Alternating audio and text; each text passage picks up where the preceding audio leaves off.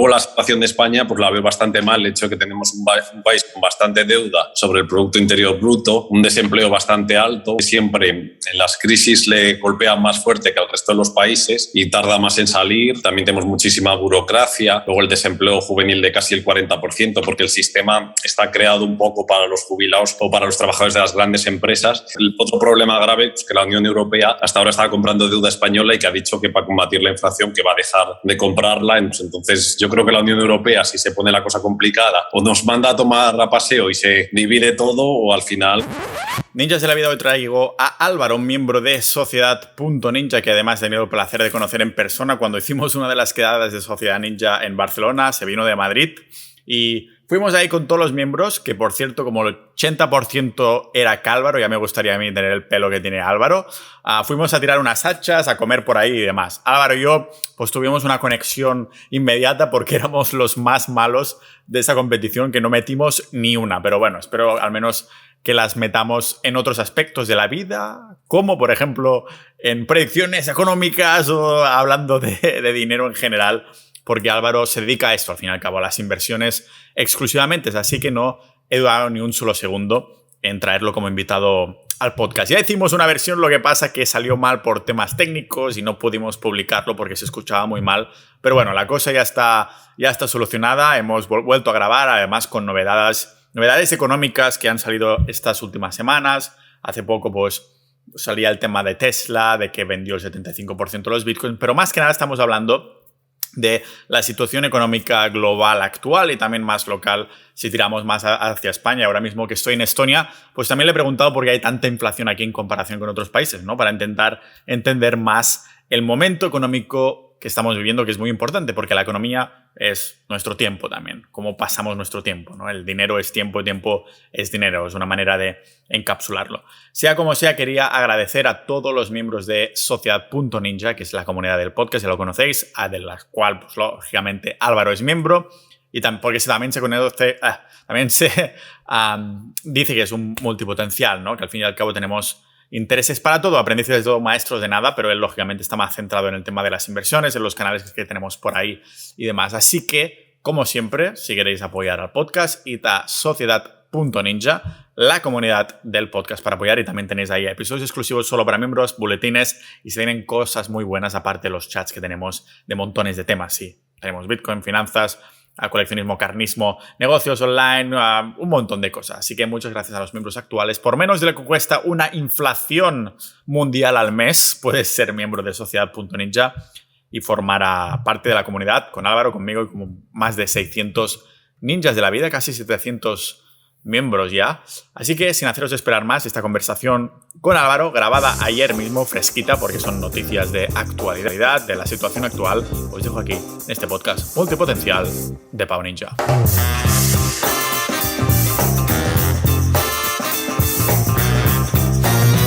Qué dedicados que somos, ¿no? Que nos sale un episodio de 1 hora, que después hay problemas técnicos y volvemos a quedar y volvemos a hacer el episodio, ¿no? El mismo tipo de cosas, pero lógicamente han empezado que 2 o 3 semanas y habrá cosas de la economía que habrán cambiado y que valdrá la pena comentar.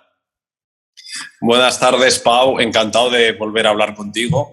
Ya nos conocimos en una cena de Navidad en Barcelona y estuvimos tirando hachas, que tú y yo fuimos los peores de todo el grupo. No sé si dimos 2 o 3 bien en toda la noche, pero vamos. Habrá que volver a ver si mejoramos la marca o algo, que no será difícil. Además, claro, era una de estas cenas de Sociedad Ninja, la comunidad del podcast, y mola.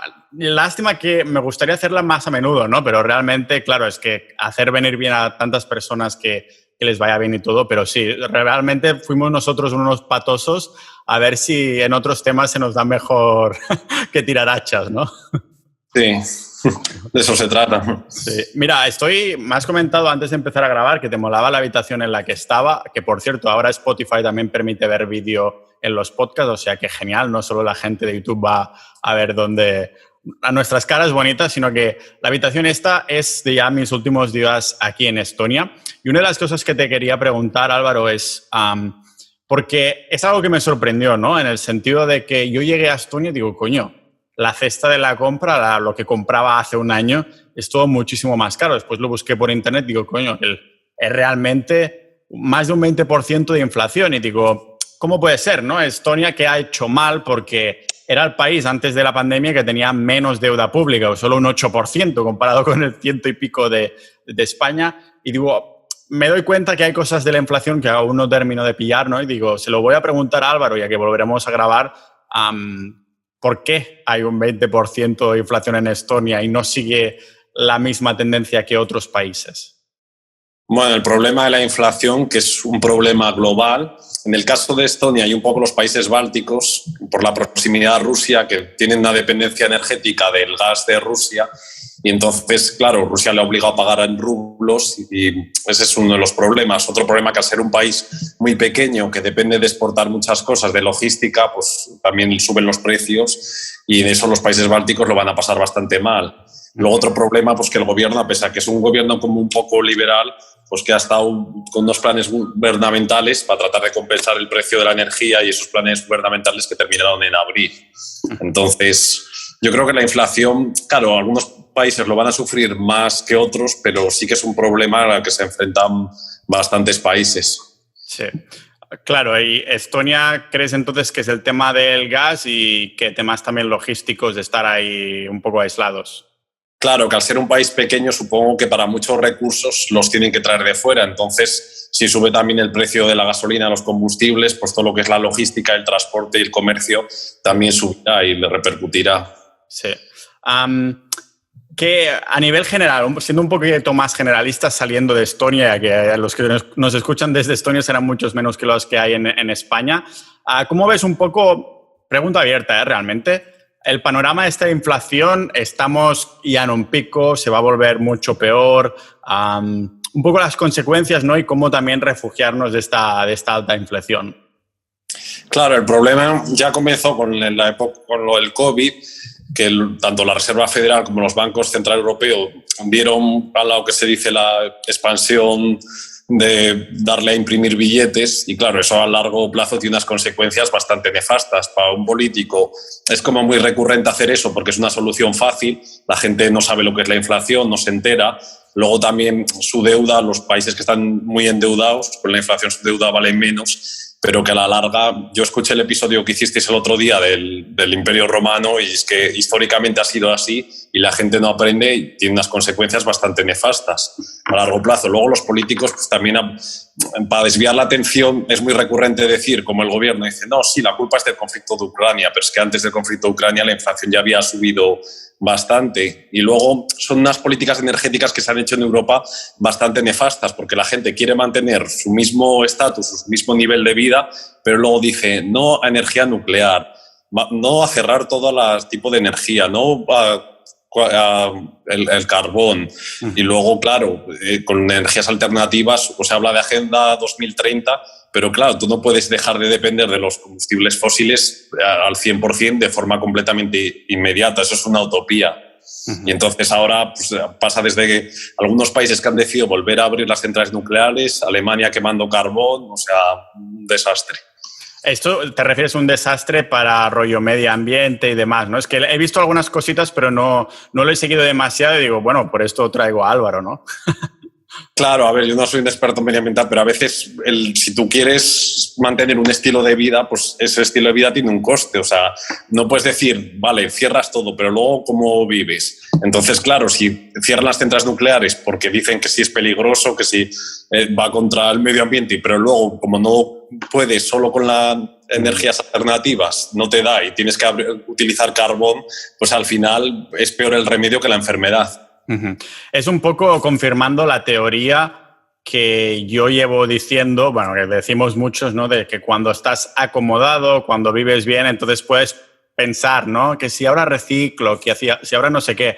Cuando te están apretando, dices, mira, yo lo primero es que quiero sobrevivir o quiero vivir, ¿no? Me da igual que esté ahí contaminando. Después, cuando ya estés súper tranquilo, ya diré, vale, ahora quiero que esto sea eco, quiero que esta sea no sé qué, que esto quiero no sé cuántos. Pero claro, algunos piensan también, dicen, es un poco la excusa que tienen ellos para decir, pues ¿sabéis qué?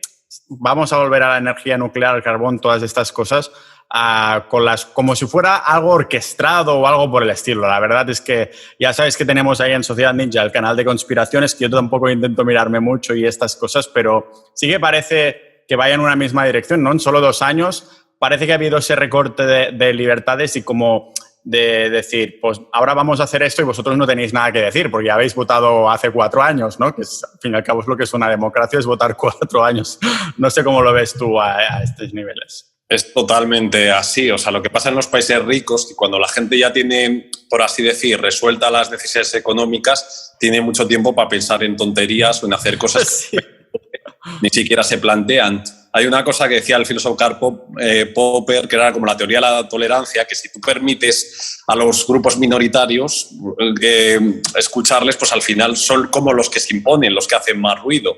Entonces hemos partido de que Europa, unos grupos muy minoritarios que estén diciendo de que no se hace determinada política energética u otra, los políticos que se basan más en emociones que en un aspecto como racional. Y es que el otro problema es que los políticos tienen fecha de caducidad, están 4 años, 8 años, entonces queda bien decir Agenda 2030, aunque ese político a lo mejor no va a estar en el 2030 gobernando. En 2050 prohibimos los diésel, claro, no tiene en cuenta la disrupción tecnológica, que es que igual ya aparecen otros coches que no es necesario prohibirlos porque igual nadie ya los compra en el caso que se invente algo nuevo, y todo se basa al final en emociones. Y si lo que hacemos, cerramos todas las energías nucleares, luego existen los países que tienen un régimen como jurídico más dudoso, que allí no hay hippies y los que hay, pues el gobierno es condenado. Entonces al final tenemos que depender de la energía de esos terceros países. Y al final realmente en vez de ser libres estamos como más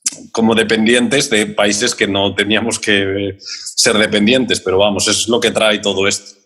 Es lo que nos ha pasado dependiendo del gas de Rusia, ¿no? O sea que nos hemos encontrado con esto y eso me acuerdo de verlo en un vídeo de Donald Trump hace creo que 2 años o así. Bueno, cuando estaba, sí, más a medio mandato suyo o algo por el estilo, que se estaba reuniendo con gobernantes de Alemania o algo así y les dijo, vosotros lo que tendríais que hacer es depender menos de Rusia, no sé qué, y los gobernantes alemanes se reían del rollo, ¿qué dice este loco? No sé qué, míralos ahora, ¿no? Sí. Hay una charla TED muy buena de un autor que escribió sobre los combustibles fósiles, Eibenstein se llama, luego igual la puedes poner a notas del episodio, y él explica que realmente producir energía se puede producir de distintos medios. No es extremadamente difícil, pero producirla a gran escala y con unos costes muy bajos es realmente complicado. ¿Crees que es que Elon Musk también dijo, bueno, España, muy fácil, pones todo en las zonas áridas de España, pones placas solares y ya tienes energía de sobras para toda España, que tenéis 300 días al año de sol? No sé si eso es un comentario de estos típicos de Elon Musk que dices, hostia, se ha querido marcar un gol aquí, o realmente esto sería algo viable, porque en este libro que comenta supongo que debe comentar algo al respecto, ¿no? Que crearla así a gran escala no debe ser tan fácil como poner paneles, o sí, porque si tenemos en cuenta, hice un episodio hace mucho tiempo, la escala Kardashev, ¿no? Que comentaba que hay 3 tipos de civilizaciones. La civilización de tipo 1 es una civilización que es capaz de generar, con los recursos de todo su planeta, pues generar lo que necesita, ¿no? Las de tipo 2 es que genera, creo que es de su sistema solar, o sea, coger energía de su sistema solar, que en un caso futurista sería crear una esfera Dyson de esas, ¿no? Alrededor del Sol para coger toda la energía del Sol y poder ser una especie de sistema solar al fin y al cabo, que es lo que intenta hacer Elon Musk ahora que lo estamos nombrando. Y la de tipo 3, que vendría a ser como a Star Wars, básicamente. Claro, el ser humano está en una escala, yo que diría que es un 0,4, 0,6, porque no estamos generando todo lo que necesitamos de nuestro planeta, ni siquiera. Pero claro, parece como que a nivel lógico tendría sentido que fuera ahí por donde tirábamos, ¿no? Pero ahora parece que hacemos paso atrás porque estamos lo más importante ahora mismo es salir de la inflación, ¿no?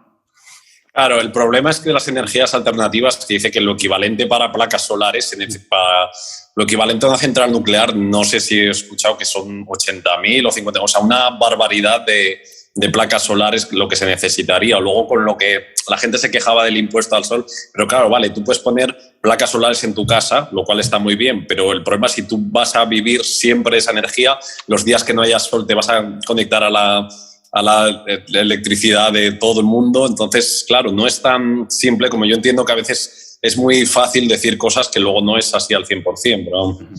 Claro, algo que a lo mejor no entendemos tan a fondo o simplemente no queremos entender demasiado a fondo.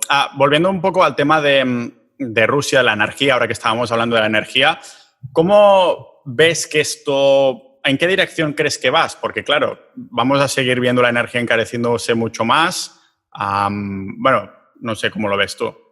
Claro, el invierno pues puede ser complicado según cómo tomen los acontecimientos hacia un lado o hacia otro. A ver, por una parte, Vladimir Putin, lógicamente, no va a salir de Ucrania sin al menos haber conquistado algunos territorios, porque sería como un fracaso personal para él. Yo creo que por lo menos intentará que la parte o sea, el invadir todo el país, yo creo que eso ya lo tiene completamente descartado, lo ve bastante complicado, aparte que no tiene medios. Ucrania en extensión geográfica es un país enorme, entonces yo creo que eso ya lo tiene totalmente descartado, pero intentará quedarse con los territorios del este y controlar una parte para decir, como reconocer un triunfo, pero por otra parte Ucrania tampoco está dispuesto a dar su brazo a torcer. Luego está el tema de qué va a pasar en invierno si Putin decide cortar el gas, que claro, él, pues en el caso de hacerlo buscará en el momento que más daño pueda hacer. También a él se perjudica si hace eso, entonces no está claro que pueda hacer una medida u otra. Claro, ahora yo veo un poco en Europa como perdidos de decir, no, sí, tenemos que estar preparados para,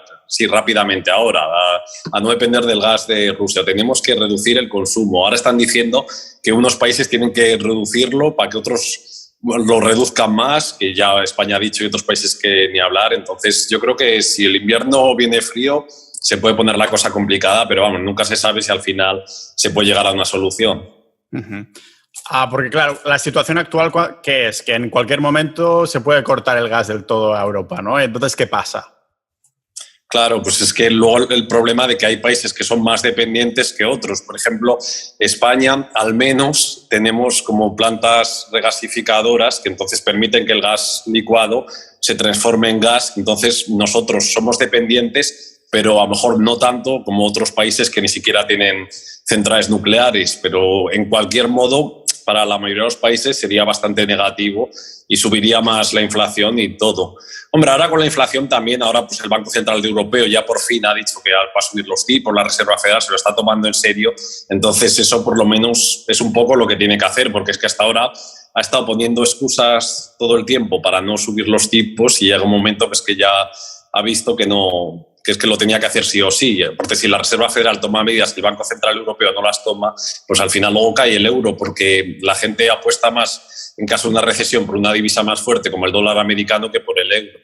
O sea que ahora que el euro y el dólar están más o menos a la par, o sea que un euro igual a un dólar, yo me acuerdo cuando salió el euro estaba casi al doble, ¿no? Y ahora está a la par. O sea, eran casi $2 a un euro y ahora estamos iguales. Esto no, entonces, cuando el euro estaba a paridad, luego llegó a estar el euro, no sé si en el 2007-2008, como a $1,6, vale, o sea, el 70%, y luego sí que se ha ido cayendo a lo largo de los años. Vale. ¿Y esto entonces a qué es debido? ¿A que desde las subidas del tipo de interés entonces la gente dice, pues yo me fío más del dólar? ¿Si me puedes explicar un poco? Sí, yo creo que es un poco, en primer lugar, por la subida de tipos de interés, que si la Fed ha tomado medidas para combatir todo esto de la inflación y el Banco Central Europeo ha ido bastante tarde y bastante mal. Ahora parece ya que ayer ya han dicho que van a hacer una subida histórica, pues entonces la gente se ha tomado más en serio esas medidas y luego cuando hay una recesión, pues siempre la gente parece que apuesta más por tener dinero en monedas como más fuertes. Y si bien lo que has explicado en tu episodio de Roma y todo esto de la expansión cuantitativa que hace que al final el dinero pierda valor, pero siempre parece que es más poderoso todavía. A día de hoy, Estados Unidos tiene la supremacía en la moneda del dólar que no en otra moneda que la gente no confíe menos. Claro. Hombre, también si los tipos de interés suben más en Estados Unidos, la gente que tenga los ahorros prefiere tenerlos en ese tipo de moneda. Vale, o sea, ¿tú crees que ha habido las personas que entienden un poquito, han dicho, hostia, tengo ahorros en euros, voy a pasarlos en dólares? Sí, exacto. Vale.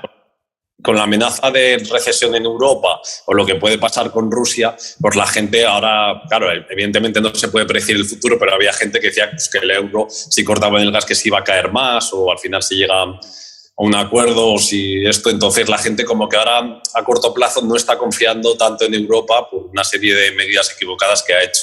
Sí. Para dejar un poco cerrado el tema este del gas, es que hay como un push-pull, un rife-rafe, un empuje y tirón entre Putin y eso, bueno, las sanciones que se le han puesto, ¿no? Entonces, si me puedes explicar un poco, ¿hay posibilidades de que Putin corte el gas? O sea, siempre está ahí, ¿no? Pero ¿crees que son probabilidades plausibles? Porque al fin y al cabo, ellos es un poco a ver quién es más machote, ¿no? En el sentido de que, mira, no puedes hacer esto, te estamos poniendo todas estas sanciones porque has atacado a Ucrania, estás ahí con la guerra y demás. Y ellos han hecho una cosa que también quiero que me expliques, el tema de los rublos, el oro y demás. Entonces, si me puedes explicar si hay la posibilidad de que corte el gasio en Europa o es solo un imaginario y un poco qué han hecho para evadir estas sanciones que le han puesto, bueno, la mayoría de países del mundo, ¿no? De agrupaciones del mundo.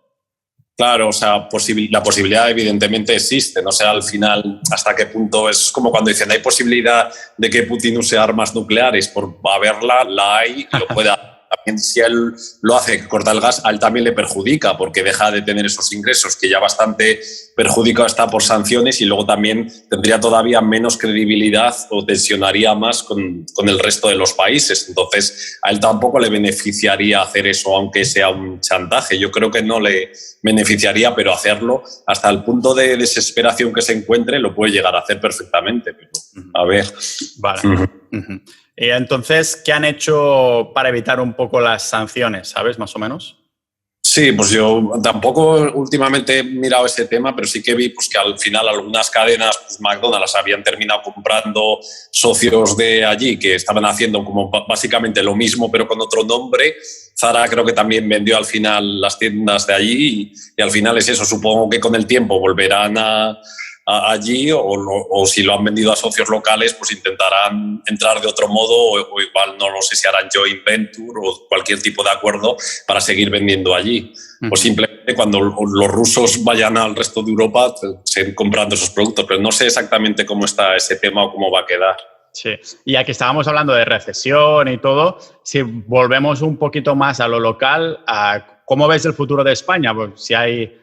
Bueno, posibilidad de recesión yo la llevo viendo durante mucho tiempo por cómo va el país, ¿no? A nivel político y todas estas cosas. Los que comentabas tú al principio, al fin y al cabo, que los gobernantes miran solo a los 4 años, o más bien dicho, a las promesas que pueden hacer durante su legislación. O sea, de decir, mira, yo durante estos 4 años haré esto, pero no hay políticas largoplacistas que nos vayan a beneficiar y nos estamos encontrando, bueno, al fin y al cabo, el tema de la pirámide, esa estafa piramidal de las pensiones, todo este rollo, ¿no? Que no hay soluciones hasta que el gobernante que le toque se tenga que sacar las castañas del fuego, ¿no? Para decir, tengo que salvar el país en el último momento. Pero no sé cómo ves tú a una recesión más y más importante inminentemente. Yo creo que los políticos se tendría que hacer un sistema, pero claro, eso es una utopía porque con la cultura esta sureña que tenemos esto no va a pasar, ¿no? Porque a ver quién es el político guapo que lo aprueba. Pero algo del rollo, mira, tú vas a estar 4 años.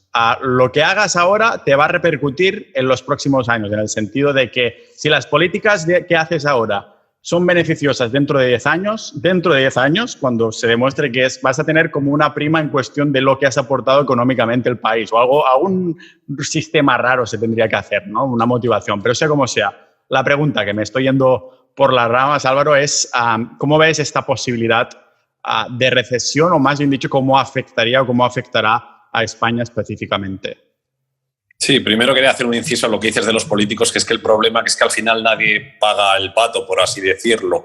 Entonces, claro, no están incentivados para hacer cosas o tener una prima. Lo que hizo un poco Nassim Taleb de jugarse la piel o el skin in the game, que los políticos no se la están jugando. Ellos toman medidas para sobrevivir a corto plazo y si no les obliga la Unión Europea o terceras personas a tomar ya medidas de forma inminente, no lo van a hacer. Ellos van a aguantar hasta el final de la legislatura. Yo luego la situación de España pues la veo bastante mal, el hecho de que tenemos un país con bastante deuda sobre el Producto Interior Bruto, un desempleo bastante alto. Luego el problema de España es que siempre en las crisis le golpea más fuerte que al resto de los países y tarda más en salir. También tenemos muchísima burocracia, luego el desempleo juvenil de casi el 40%, porque el sistema está creado un poco para los jubilados o para los trabajadores de las grandes empresas, y los millennials, los que llegan, por así decir, los últimos al mercado laboral, son los que más complicado lo tienen. Luego, el otro problema grave es que la Unión Europea hasta ahora estaba comprando deuda española y que ha dicho que para combatir la inflación que va a dejar de comprarla. Entonces, eso, pues a ver si ahora dicen, no, es que vamos a hacer un plan especial para los países mediterráneos. Entonces, yo creo que la Unión Europea, si se pone la cosa complicada, o nos manda a tomar a paseo y se divide todo, o al final pues, obligará a hacer unas medidas totalmente draconianas que España, el gobernante que sea, lo tiene que hacer sí o sí, con la excusa de que pueda decir, no, es que me han obligado en Europa, yo no las quería tomar para no perder el voto de la gente. Sí, me da bastante rabia porque se nos vende la moto súper fácil y súper rápido. No sé quién había puesto un tuit el otro día, no sé si era Lunático o alguna de las personas que tengo ahí contacto, que escuchó una conversación que decía, hostia, la inflación, y decía el otro, sí, los intermediarios se están haciendo de oro, como si fueran los intermediarios que suben los precios porque les da la puta gana para... O sea, que no se entiende, no, hay cero educación financiera. Sí, a la tele han dicho que es los intermediarios que están subiendo los precios y claro, todo el mundo tiene que subir. ¿Pero qué intermediarios? ¿Qué coño estás diciendo? Hay de Huerta de Soto que habla precisamente eso de la inflación, que dice como el pollo, la culpa es del que tiene el pollo, que quieren decir que son los empresarios o los comerciantes que se han vuelto avariciosos. Durante estos 10 últimos años no lo eran, pero justamente ahora se han vuelto todos avariciosos de repente. ¿Te escuchas? Que no se puede. Un economista que también salió diciendo que la inflación no perjudicaba a los pobres, que son los que más le perjudica, porque dice que el que no tiene un céntimo, pues qué más le da. Pero vamos, es que una persona, por muy poco dinero que tiene, siempre algo tiene y a esa persona le repercute más la pérdida de poder adquisitivo de ese dinero. Es que incluso aunque esa persona tuviera 0 euros, también tiene unas necesidades que tiene que comer, que tiene que poner la calefacción en invierno, y si ya llega justo a fin de mes y le suben todos esos costes, pues hace que se lo ponga más complicado. Pero es que todavía hay gente que dice que la inflación a los pobres les perjudica menos. O sea, es que eso es increíble. Ya. Además, no sé cuál es tu opinión al respecto, pero están dando unos datos oficiales de inflación que sí, son altos, son muy altos. No quisiéramos nunca tenerlos, ya lo estamos teniendo ahora. Pero, claro, esta inflación, estos números están basados en unos productos de una cesta de la compra, ¿verdad? Bien. Pero esta cesta de la compra, los productos que hay, que lo engloban, pueden cambiarlos a placer. Es decir, antes incluíamos el aceite de oliva, pues ahora en esta cesta de la compra estamos incluyendo el detergente, que ha subido un poquito menos, y así podemos dar una imagen de que la inflación no es de, en verdad, un 20% y decimos que es de un 9%. Me lo invento, los números, pero es algo así, ¿verdad? Que pueden ir cambiando esta cesta de la compra. Sí, perfectamente. A mí me ha dicho personas de Latinoamérica que es que ahí era ir al supermercado y estaban cambiando las etiquetas de los precios a cada momento. O sea, realmente la inflación se calcula por el IPC, pero nunca... Es difícil dar un dato exacto porque depende de muchos factores, pero vamos, sí que se puede ver que es alta y que aunque hagan medidas para combatirla, yo creo que va a seguir alta durante mucho tiempo. Claro, igualmente estas personas que no tienen dinero, que estábamos comentando, necesitan comer o comprar algunas cosas, en el sentido que una persona pobre, yo entiendo que no puede ahorrar y cada vez cuando recibe dinero se lo tiene que gastar inmediatamente. Entonces, claro, si los precios van subiendo y el dinero que recibes se mantiene igual, pues lógicamente al pobre le afectará, ¿no? Porque los precios serán muchísimo más altos de lo que le costaba antes. O sea, si antes podía comprar un paquete de arroz, ahora podrá comprar la mitad, ¿no? Me lo invento o algo así. He visto otra de las formas de manipular esta inflación o los precios, es que, por ejemplo, si antes te ibas a comprar un paquete de galletas me lo invento también, 100 gramos, pues ahora te lo venden de 90 o 80 gramos al mismo precio. Y dices, hostia, voy a comprar esto otra vez porque no ha subido, pero en verdad te han recortado los gramos que había dentro. Es otra manera de manipularlo. No sé si has visto alguna de estos truquillos que se ven por ahí. Pero es que, de hecho, eso se lleva haciendo ya desde hace muchísimo tiempo, no desde ahora. Porque, claro, la gente lo que no percibe es fácil de colársela por ahí, pero vamos, eso al final es como ir poco a poco, que hasta la gente que no se va dando cuenta, es un poco el síndrome de runner vida, te van quemando hasta que ya la gente termina de explotar. Claro, no te das cuenta y ya estás quedado quemado. Una buena manera de combatir la inflación, ayer en Estonia, una de las baristas del café donde voy a trabajar por las mañanas me dijo, si puedes hacerte un pino, te regalo el segundo café. Así que me saqué un 100% de... y lo salí, incluso me tomaron una foto, o sea que perfecto. Ya veis que ciertas cosas vale la pena invertir. En mi caso fue mucho tiempo practicando el pino. Pero de que estamos hablando de ¿qué? Yo tener que hacer malabares para llegar a fin de mes. Ya lo acertar con lo que quieres que los demás quieren que hagas, algo así, para que entonces te lo puedan regalar o algo por el estilo. Y conocer los baristas de ahí también para que befriend them, como se dice. Ahora que estamos hablando de las medidas, unas medidas un poquito más realistas es que muchas de las personas que invertimos o en mi caso ahorramos en Bitcoin y demás, los que estamos interesados en las finanzas personales e invertimos, claro, lo hacemos siempre pensando en el largo plazo de al menos batir la inflación, ¿no? Es el propósito de no voy a dejarlo el dinero en el banco porque si lo hago lo que va a suceder es que va perdiendo valor. Por eso invertimos, ¿no? Si no sería mucho más fácil tenerlo ahorrado y te olvidas de todo lo demás. Pero el coste de la vida va subiendo, así que nosotros tenemos que ir moviendo nuestro dinerete. Ahora, ¿qué pasa? Que estamos en un mercado bajista, ¿no? Ha venido el cripto invierno o algunos lo llaman... Bueno, yo lo he llamado el cripto infierno, ¿no? Porque es como es un ciclo en el que muchas personas eran nuevas porque hay mucho cripto bro, de esos que meten pasta pensando que harán pasta segurísimo y justo se encuentran con el cripto infierno y están en la ruina, ¿no? Hay suicidios, criptomonedas que se van a la mierda, un montón de... Elon Musk ha vendido los Bitcoin, 75% que Tesla tenía de Bitcoin en pérdidas porque se ve que necesitaba cash. Y ahora sí, antes de ayer empezó a subir un poquitín y la gente súper contenta. Digo, coño, pero si hace 1 o 2 meses estábamos a 30.000, ¿por qué os ponéis tan contentos con un 22.000 o un 24.000, no? Pero bueno, cosas de la psicología. Y aquí, en esta, vamos a llamarlo segunda parte de la charla contigo, Álvaro, me gustaría hablar más que de la actualidad, que también está relacionado, es más la psicología del inversor, ¿no? También una pregunta abierta para empezar esta segunda parte. En un mercado bajista, ¿cómo te preparas para invertir psicológicamente, ¿no? O no te preparas para invertir? Es abierta.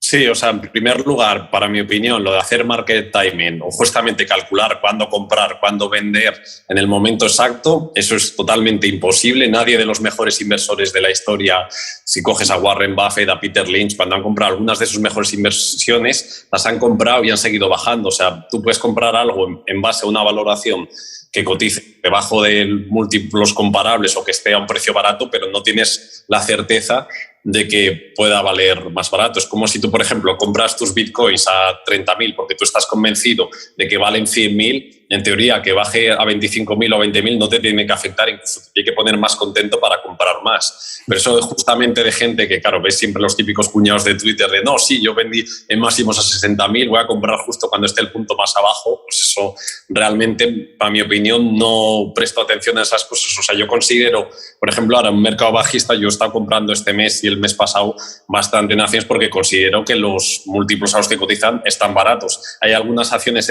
o sea, hay que ir empresa por empresa. Algunas acciones que aunque cayeran un 50% más no las compraría nunca en la vida, y hay otras que considero que están en unos precios adecuados, que no quiere decir que no puedan caer un 15 o un 20% más, pero vamos. O sea, los mercados bajistas pues, pueden ser duros si no estás preparado psicológicamente, pero también es importante tener convicción en lo que estás comprando. Si una persona, como pasa tema de las criptomonedas, claro, es que realmente hay que ver cuál es el valor que aportan la gran mayoría de las criptomonedas, o si solo aporta Bitcoin, pues pasa un poco parecido en las acciones. Realmente cuando una persona compra una acción, que la hace porque se la ha recomendado un familiar o en el bar o cualquier cosa, o porque esa persona realmente conoce el producto que está comprando, los planes de la empresa, cómo va a crecer, cómo reinvierte el dinero, qué dinero tiene en caja, cómo maneja. O sea, son muchísimas cosas que la gran mayoría pues, simplemente las compra por inercia o porque se lo han dicho el del banco. Entonces, claro, cuando viene un mercado bajista, pues ya piensa que va a valer cero, que se va a arruinar. Es que es ni lo uno ni lo otro. Yo, claro, cuando una persona quiere invertir, pues primero le recomiendo pues, que se forme en psicología, porque claro, si no va a poder aguantar un mercado bajista, no va a poder realmente. O sea, lo primero es pues, tener la cabeza sentada de decir que lo que compra que valga más, que esté convencido que tiene esos activos y que no les venda o que sea un dinero que no necesite, porque eso. Claro. Entonces, claro, es muy fácil. Yo creo que la mayoría de personas que empiezan a invertir sí que lo dicen, ¿no? Sí, la psicología, pero lo acostumbran a decir cuando estamos en un mercado alcista. Cuando te encuentras de verdad en un mercado bajista es cuando entonces salen tus verdaderos colores, ¿no? Como dicen en inglés, your true colors. ¿Qué dices? Claro, ¿qué le puedes recomendar a una persona que dices, a nivel psicológico, para estar preparado en mercado bajista, puedes hacer algo o es simplemente mentalizarte mucho, repetírtelo mucho delante del espejo, que va a bajar, y cómo reaccionar ante un caso así? Bueno, yo esas cosas motivacionales que se dice delante del espejo no creo mucho. Decía Andrea Costolani pues, que nadie es un inversor hasta que no se ha arruinado 2 veces o que viene a ser lo mismo que ha vivido 2 mercados bajistas. Está claro que la experiencia pues, es un grado y el hecho de haberlo vivido y más bien tener confianza hacia el futuro. O sea, una persona que invierte tiene que tener confianza de que el futuro, que puede haber años malos, pero que el futuro es mejor y que siempre será mejor. Y que igual que ahora hay un conflicto en Ucrania que a nivel social o a nivel de pérdidas humanas es terrible, pero a nivel económico, a muy largo plazo, a nivel global, tampoco tiene tantísima relevancia, porque igual que ha habido 2 guerras mundiales, ha habido una crisis del petróleo, ha habido varios conflictos entre varios países, nos hemos enfrentado a una pandemia y al final el mundo sigue hacia adelante. O sea, un inversor tiene que tener confianza de que el futuro siempre va a ser mejor, va a haber empresas mejores y que va a deparar cosas mejores. Claro. ¿Cómo crees que afecta entonces? ¿Hay que tener una cierta personalidad de inversor para decirlo así? Sí, o sea, tienes que ser como muy frío. O sea, en ese momento tú no tienes que tener sentimientos o mantenerte un poco al margen de lo que te digan el resto de las personas. O sea, hay un grupo de inversores, un perfil que tiene lo que se llama el síndrome de Asperger, que viene a ser un poco como que se pueden mantener aislados del resto de las opiniones o el resto de sentimientos de la gente para tomar sus propias decisiones, ignorando a la mayoría. En la película de Big Short, por ejemplo, está basada en la vida de Michael Burry y él padecía síndrome de Asperger y tenía la convicción de que todo el mundo en ese año, decir que la vivienda había caído cuando todo el mundo decía que era algo seguro y manejar tanto dinero de tanta gente, realmente es mucha presión la que tiene que soportar encima. Yo no sé si yo hubiera podido soportar esa presión. Entonces, para esa persona con un síndrome de Asperger, que si bien a lo mejor para su vida personal puede ser muy perjudicial, pero para tema de inversor o tema de emprendedor o tema innovador, pues es muy bueno. Claro, vives en tu burbuja, que puede ser bueno o malo, en el sentido de que sí, vives en una burbuja que a lo mejor es una burbuja que nadie más ve o a lo mejor es una burbuja que solo tú estás viendo y entonces dices, coño, si peta esto y estoy equivocado, se me va un poco toda la mierda, pero si tengo razón, pues los beneficios son multiplicados por miles, ¿no? En comparación con seguir un poco al rebaño, para decirlo así. Claro, es que además hay determinados momentos. Yo he visto a personas, con lo que has dicho tú antes, que dicen, no, sí, yo voy a largo plazo cuando todo va bien, cuando ya se tuercen las cosas cambian completamente de opinión. Incluso gente que ya ha vivido mercados bajistas, que también, o sea, al final todos somos humanos y en determinados momentos es bastante complicado explicar algunas decisiones o algunas cosas que tú haces. O sea, por eso a mí me costaría bastante gestionar dinero para terceras personas fuera del ámbito familiar o fuera cercano, porque es realmente complicado explicar ciertas cosas y la gente las pueda entender.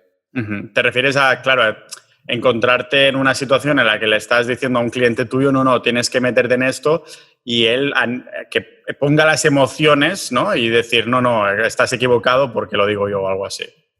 Claro, es que encima los incentivos no están alineados, porque una persona, a ver, con todos los respetos, si una persona gestiona un fondo de inversión y una persona de 60 años que invierte en ese fondo, probablemente esa persona de 60 años tendrá una visión más conservadora, querrá más mantener su dinero, no tendrá el mismo conocimiento, la misma convicción en las empresas que invierte su gestor, porque si tuviera la misma convicción dormiría totalmente tranquilo. pero no conoce empresa por empresa. O sea, ¿quién de la gente que invierte en un fondo de inversión, por ejemplo, de un banco que tiene 40 empresas, conoce esas 40 empresas, sabe lo que tiene en caja, sabe la deuda, sabe cómo reinvierte el dinero? Prácticamente casi nadie. Entonces, no puede tener la misma convicción que si tú gestionas una empresa o que si tú tienes acciones en una determinada empresa, que conoces, que has dedicado cientos de horas a esa empresa y conoces todo lo fundamental. Sí, yo creo que ser un asesor de estos de los bancos tradicionales que asesora a clientes y a señores y a señoras y todo eso es como ser un revisor del tren de la Renfe o algo así, que todo el mundo odia. Dices, hostia, sí, a lo mejor al principio parece que está haciendo lo que tiene que hacer, pues si lo ves por la calle dices, mira, el cabrón que me hizo invertir en los fondos de la Caixa de mierda que llevan en la mierda desde entonces, o el que me picó el ticket que todo el mundo odia, ¿no? O algo así. Yo creo que es el equivalente. Para que veas la poca falta de educación financiera, cultura financiera que existe en este país, que la gente se piensa que cuando va a un banco, que la persona que le vende ese fondo, en un porcentaje muy alto, piensa que esa persona es el que gestiona el fondo. Cuando no sé, al fin y al cabo, una persona es un comercial, una persona que vende ese producto, un producto en el que en muchos casos ni él está invertido ni él cree, pero el caso es, claro, el banco vive de eso, de crear un volumen de clientes, comisiones altas y así.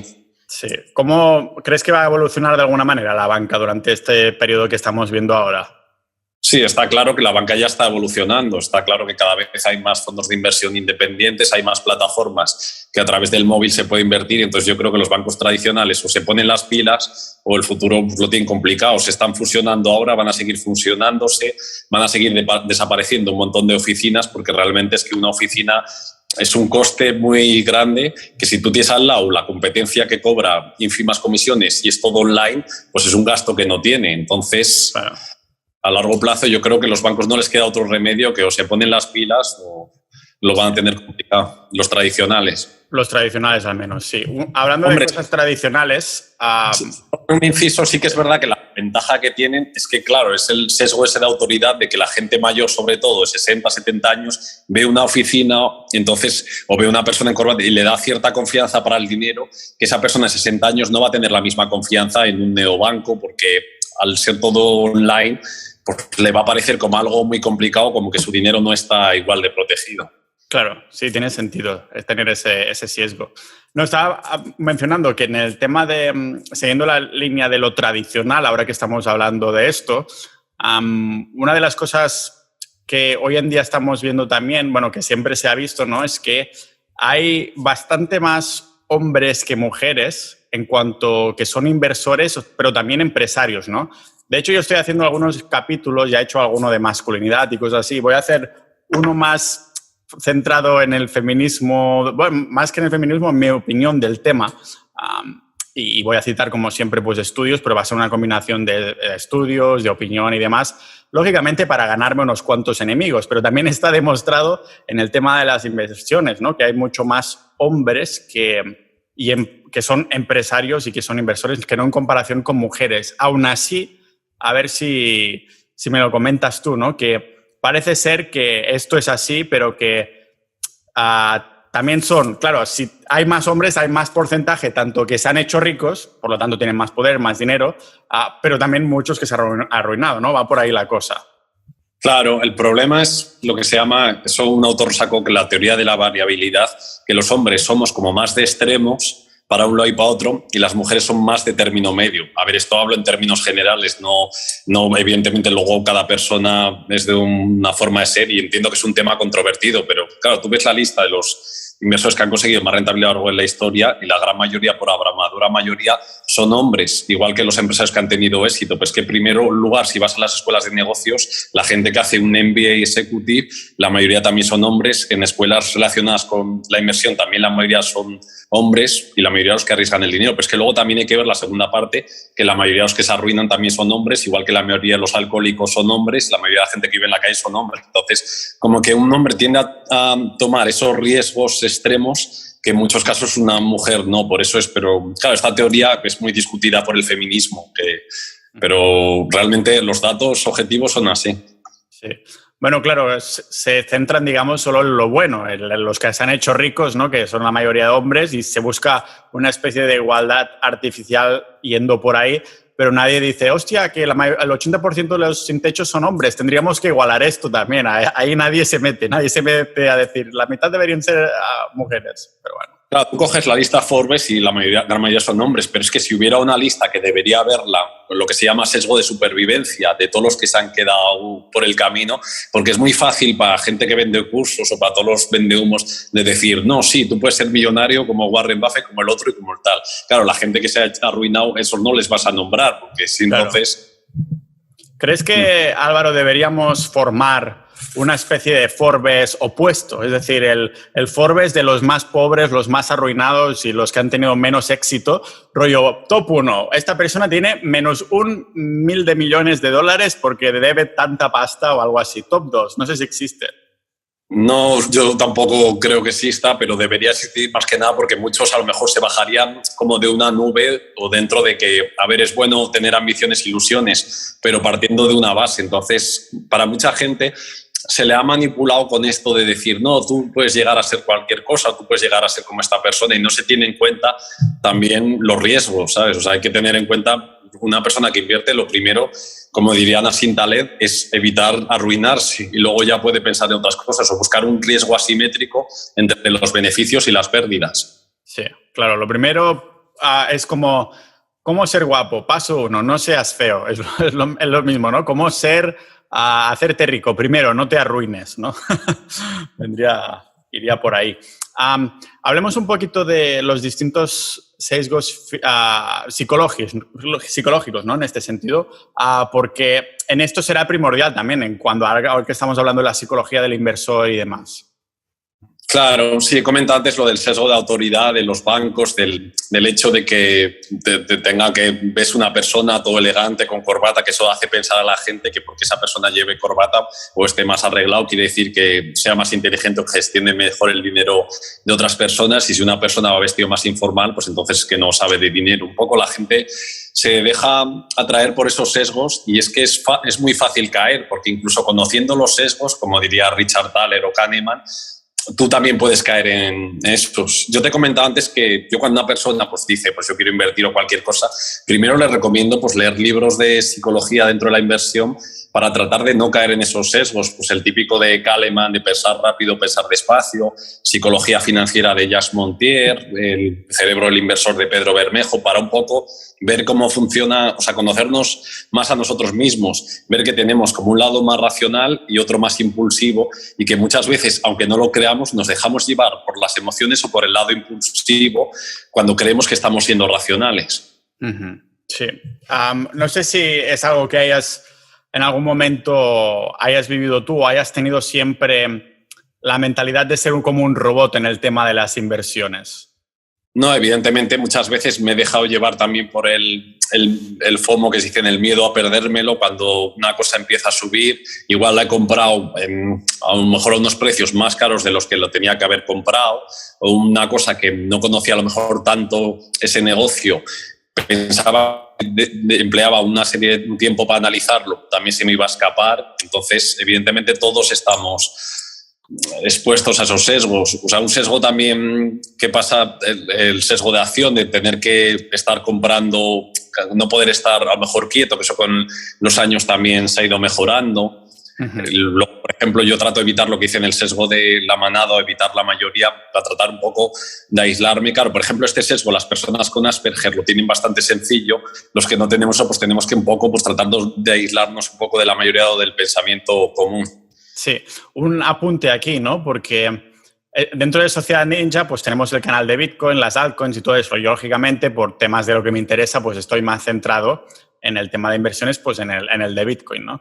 Y claro, cuando estás viviendo rodeado de personas que hablan de este tema, podemos tener la sensación de que lo que hace todo el mundo es invertir en Bitcoin. O sea, porque claro, estás rodeado de personas que están invirtiendo en Bitcoin, ya sea en Sociedad Ninja, pero también estoy hablando de Twitter, las personas que siguen, lo que te recomiendan los algoritmos de Twitter, los vídeos, y dices, coño, esto es lo que está haciendo todo el mundo, debe ser, quiero alejarme, pero en verdad, si te alejas más, el zoom out, la vista de pájaro que decimos siempre, de toda la gente que tiene dinero, que trabaja, que es adulta, un mega ultra pequeñísimo porcentaje está metido en algo, ¿no? Aunque tú creas que como lo has estado respirando, lo has estado viviendo todo ese tiempo, que dices, hostia, todo el mundo está ya metido en eso. En verdad, no, porque tienes que hacer este zoom out, ¿no? Esta vista de pájaro. O sea que también es difícil verlo, ¿no? Porque claro, estamos viviendo una cierta realidad que para otras personas la realidad es totalmente distinta, ¿no? No sé cómo ves eso. Claro, el estar en grupos, yo estoy en grupos específicos para un determinado tipo de inversiones, un determinado tipo de empresas, por una parte es beneficioso porque tú puedes compartir una serie de conocimiento totalmente técnico, específico, en una serie de temas que si tú vas por la calle o conoces a una persona, a un amigo de hace años, no puedes hablarle de ese tema porque no sabe ni lo que le estás diciendo ni te puede dar ningún tipo de recomendación, pero también puedes caer en el error de sesgarte, de pensar de que porque imagínate que un grupo de Sociedad Ninja, yo qué sé, están todo el mundo convencidos de una criptomoneda que luego realmente no vale para nada, no tiene ningún valor. Pero si todo el mundo habla de ella, al final es fácil que mucha gente se deje llevar por meterse ahí porque cree que tanta gente no puede estar equivocada, simplemente por eso, aunque no sepa realmente ni lo que está comprando. Sí, totalmente. No sé, lo veo, claro, cuidado con esto, ¿no? Porque hay que tener esa percepción de no sé. Por cierto, no sé, no nos lo has comentado para los oyentes, pero si puedes comentar un poquito a qué te dedicas, ¿no? ¿Cuál es tu pasión en esto de las inversiones y de qué te viene? Sí, pues yo un poco mi familia antes siempre pues invertía un poco por la tradición familiar, el tema inmobiliario, todo esto. Ahora cada vez menos, pues un poco por valoración y porque no se obtiene la misma rentabilidad. Y entonces, poco a poco yo viví la crisis de 2008, que mi padre tenía lo típico, inversión en un fondo de banco.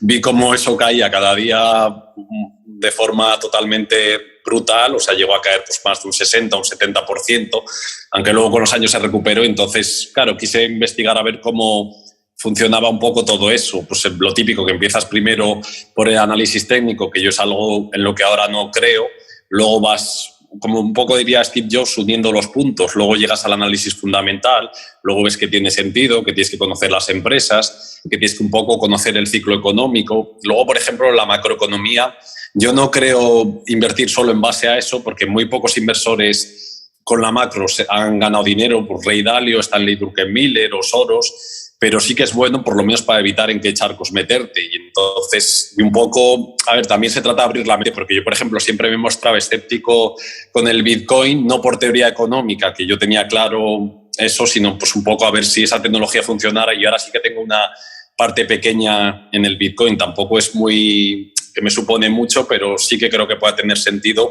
una apuesta asimétrica de una pequeña cantidad en el Bitcoin. Uh-huh. Sí.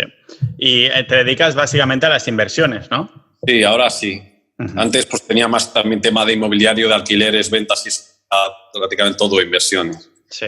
¿Cómo es vivir de las inversiones como tal? Es decir, ¿qué haces? ¿Cómo es tu día de trabajo? ¿Cuánto rato estás ahí mirando? ¿Qué haces? ¿Estás como investigando empresas o rebalanceando cartera o cómo va? Sí, totalmente eso. O sea, claro, la gente, yo por ejemplo las cotizaciones las veo varias veces al día, pero no es por el miedo o el temor de que suben o si bajan, sino simplemente es como control. Y entonces realmente es algo que no tiene un horario que empiece y que termine, sino simplemente, pues yo todos los días, si me interesa una empresa, pues dedico tiempo a analizar, a ver los vídeos, a ver las presentaciones que hayan hecho de esa empresa, leo las cartas de CEO, a ver qué planes tiene para el futuro o para los próximos años, veo si lo que ha dicho ese CEO hace varios años tiene sentido o ha cumplido esas promesas, luego un poco ver el ciclo económico, hacia dónde vamos, luego también un poco según también en qué ciertos países hay algunos, yo que sé, un país a lo mejor como China o como Rusia, bueno, ahora es fácil decirlo, pero antes del conflicto no me meto porque el riesgo jurídico de allí, de que te puedan expropiar o que te puedan embargar, pues era altísimo. Entonces es un poco eso, o sea, situarte, ver, siempre es algo que tienes que ir aprendiendo cada día y que no se acaba nunca.